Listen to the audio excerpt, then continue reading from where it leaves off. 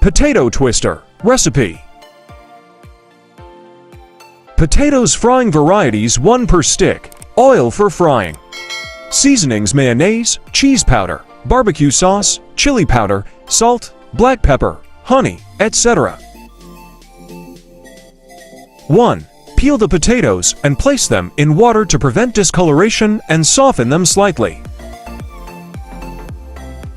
2. Optionally, you can keep the skin on if you prefer. Just scrub them well with a vegetable scrubber. 3. Place a smaller cutting board on top of a larger one. 4. Skewer the potatoes using bamboo skewers. 5. Shape the potatoes into a potato twister, like this. 6. Deep fry them in medium hot oil until golden and crisp.